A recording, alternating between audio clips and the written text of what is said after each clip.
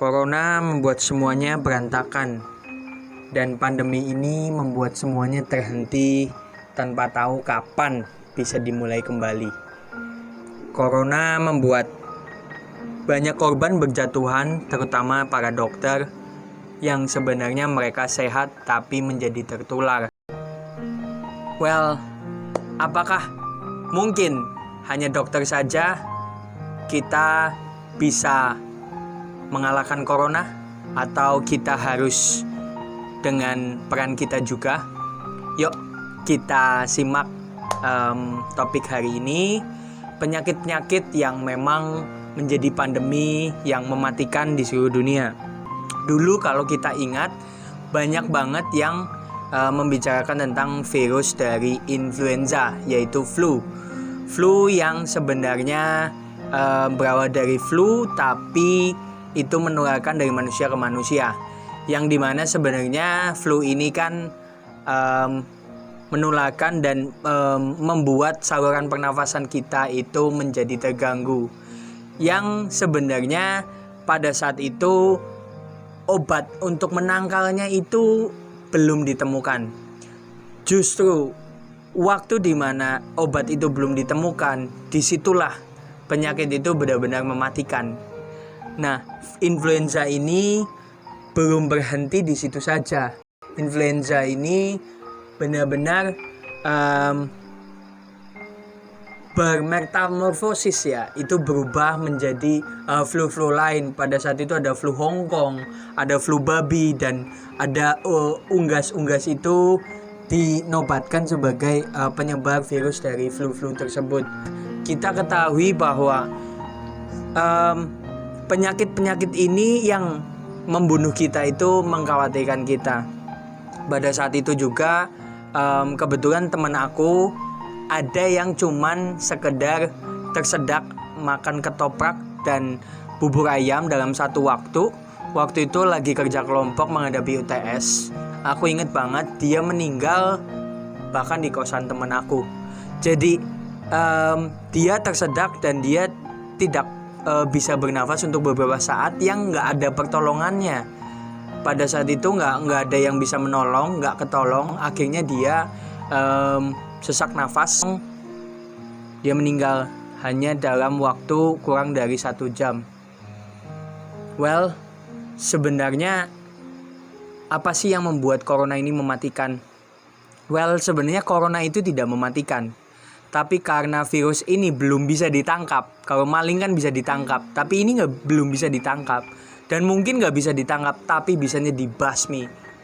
Cara basminya gimana? Cara nggak kenanya gimana? Dengan kamu hidup sehat. Kalau kamu hidup sehat, kamu mengurangi aktivitas dengan kerumunan, dan kamu juga tenang, stay aja di rumah, otomatis pemerintah bisa menata bagaimana rencana untuk mencari obatnya. Karena sampai sekarang belum ada obat untuk pelenyap itu penyakit. Hanya bisa diantisipasi dengan kita menggunakan masker dan menggunakan suplemen-suplemen seperti empon-pon, yaitu apotek hidup yang bisa meningkatkan imun tubuh. Jadi sebenarnya bukan coronanya yang mematikan, tapi obatnya yang belum ada. Dan ilmuwan pun sedang berlomba-lomba, bukan untuk cari nama, tapi mereka mau bertugas untuk menyelamatkan kita semua. Karena kalau nggak ada penyakit, dokter mau kerja apa?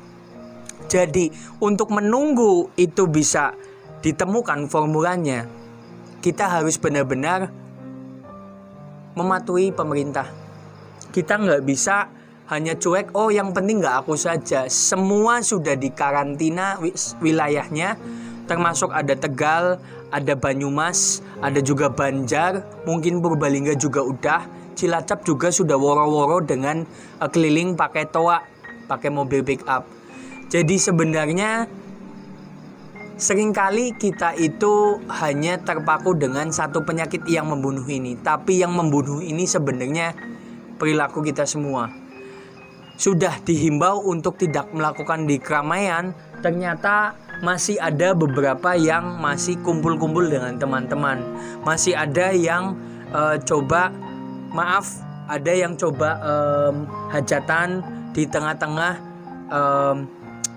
kasus corona ini, karantina masing-masing pribadi. Ada juga TKI yang pulang ke Indonesia tapi tidak lapor diri bahwa dia adalah TKI atau TKW ya.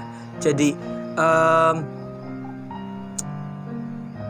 sebenarnya kita itu yang jadi masalah itu sendiri. Jadi tim dokter ini sedang mencari bagaimana solusinya, dan jangan lupa juga bahwa ekonomi itu juga penting.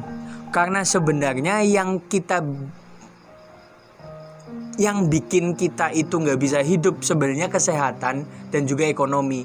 Kalau kesehatan kamu bagus, tapi ekonomi kamu nggak bisa untuk beli makan, beras saja nggak bisa, gimana nasib anak dan istri kamu, millennials? Otomatis itu akan jadi acuan juga pemerintah supaya pada saat nanti worst case kisah terburuknya untuk Indonesia untuk lockdown itu bisa disediakan sumber pangannya, persebarannya itu dijamin gitu. Nah sekarang juga kan rapid test ini kan sudah sampai alatnya. Jadi semoga saja alat untuk cek ini positif atau negatif ini bisa disortir untuk pihak-pihak yang memang benar-benar membutuhkan. Jadi tetap tenang di sana, dan aku pun stay at home karena aku tahu kalau aku keluar tanpa sebuah tujuan, apalagi dengan kekeramaian, aku rasa aku malah yang bunuh diri, dan aku membuat dokter juga terbunuh. Karena dengan kita tidak patuh, itu akan menjadi tidak patuh dengan pemerintah, itu akan menjadi PR buat dokter. Kalau misalnya aku nggak patuh, aku tetap ke keramaian, berarti aku menjadikan diri aku untuk jadi calon orang yang akan dalam pengawasan. Mungkin menjadi PDP yang lebih parah, pasien dalam pengawasan. Jadi teman-temanku, millennialsku, aku influencer, aku benar-benar menghimbau kita supaya enggak keluar rumah kalau enggak penting.